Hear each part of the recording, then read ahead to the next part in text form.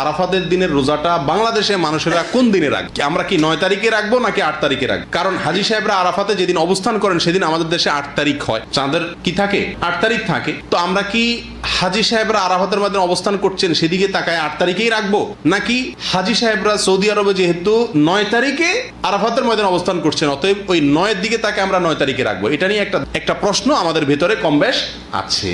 কারণ নবী করিম সাল্লাল্লাহু আলাইহি ওয়াসাল্লাম যে আরাফাতের দিনে রোজা রাখতে বলেছেন, আসলে 9 তারিখকে জিলহজের 9 তারিখকে আরাফাতের দিন বলা হয়। এখানে তারিখটা হলো উদ্দেশ্য, আরাফাতের দিন এটা হলো শুধুমাত্র নাম। জিলহজের 9 তারিখে ইয়মে আরাফা বলে, জিলহজের 8 তারিখে ইয়মুত তারবিয়া বলে। এগুলো হলো এই দিনগুলোর এক একটা নাম। যেহেতু নবী সাল্লাল্লাহু আলাইহি ওয়াসাল্লাম আরাফার দিন রোজা রাখতে বলছেন অতএব 9 তারিখে রাখবেন, এরকম একটা মত উলামা ইকরাম বলেন। এখন আমরা কোন দিকে যাব? 8 তারিখে রাখবো নাকি 9 তারিখে রাখবো? আমি বলি যেহেতু কোন মতের পক্ষেই সুস্পষ্ট কোনো হাদিস নাই, অতএব আমাদের জন্য সবচেয়ে যুক্তিসঙ্গত হলো দোনো দিন রাখা, 8 তারিখে এবং 9 তারিখে রাখা।